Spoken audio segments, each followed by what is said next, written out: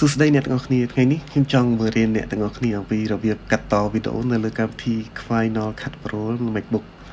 អូខេទាំងអស់គ្នាដើម្បីកាត់តវីដេអូបានយើងត្រូវបើកកម្មវិធីឈ្មោះថា Final Cut Pro មក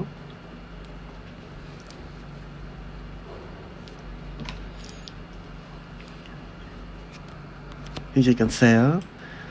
ជាងពេលយើងបើកកម្មវិធី Final Cut Pro អត់មានអ្វីទាំងអស់គឺតែស្អាតអញ្ចឹងដើម្បីអាចកាត់តវីដេអូបានអ្នកទាំងអស់គ្នាត្រូវចុច file យកពាក្យ new មកយកពាក្យ library យើងចង់ដាក់ឈ្មោះអីក៏បានហើយយើងចង់ដាក់ឈ្មោះយើងដាក់ training room អូខេហើយយើងរើស file ដាក់ desktop ក៏បាន download ក៏បាន document អូខេខ្ញុំจะដាក់លើ desktop ហើយចុចពាក្យ save មកគេយើងបាន library មួយឈ្មោះថា training room ដើម្បីកាត់តវីដេអូបានអ្នកទាំងអស់គ្នាត្រូវ right click លើ library របស់យើងមកយើងយកពាក្យ new event បន្ទាប់មក event នេះយើងចង់ដាក់ឈ្មោះអីដាក់ឈ្មោះ training room ក៏បានដាក់ឈ្មោះអីក៏បានតាមអ្នកទាំងអស់គ្នាចង់បានណាបន្ទាប់មកកន្លែងវីដេអូនេះយើងជ្រើសរើសយក1080អញ្ចឹងថ្ងៃនោះមានច្រើនវាមាន1080មាន720មាន 2K 4K 5K 8K អញ្ចឹងយើងចង់កាត់តវីដេអូទំហំណាយើង select វីដេអូនឹងមកយើង select កន្លែង1080បន្ទាប់មក resolution យើងអាចជ្រើសរើសអាចដូរបានណាយើងយក1920ក្នុង1080បន្ទាប់មក render នេះយើងយក Apple ProRes 422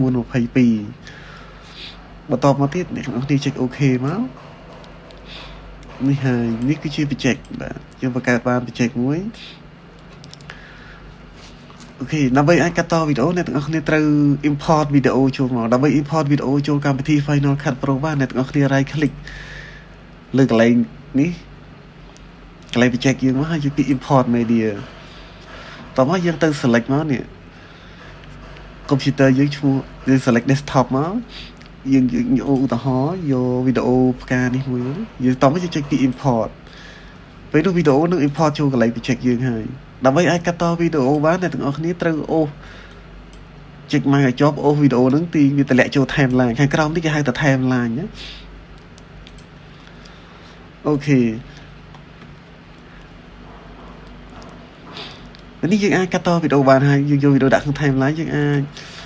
attach audio មកនេះថាយើងយកវីដេអូ audio ចេញពីវីដេអូហ្នឹងហើយយើងអាច right click ក៏ right click យកពី disable ក៏បានយើងអត់បាច់ disable វាទេយើង delete វាចោលទៅយើងចង់បាន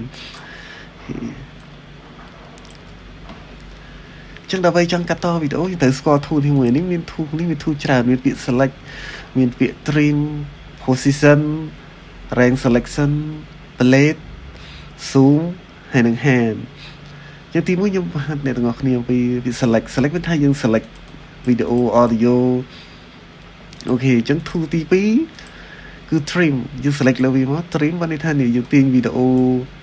ចូលទាញវីដេអូចេញតាមកម្រិតណាដែលយើងចង់បានណាបន្ទាប់មកយើងយកពាក្យ plate បាននេះថាឡាមឬក៏កវិតចឹងហ្នឹងសម្រាប់ tool សម្រាប់កាត់វីដេអូយើងអាចចុចលើទៅកាត់វីដេអូបានទាំងអស់ហើយ tool zoom ពេលយើងចុចលើមកយើង zoom timeline របស់យើងណា zoom timeline ដើម្បីឲ្យធំងាយស្រួលមើលហើយយើងអាចចុច zoom កន្លែងហ្នឹងក៏បានឬក៏យើងប្រើ shortcut comment សញ្ញាដកមកបាទបើនេះយើងដកយើង zoom out comment សញ្ញាបូកយើង zoom in ណា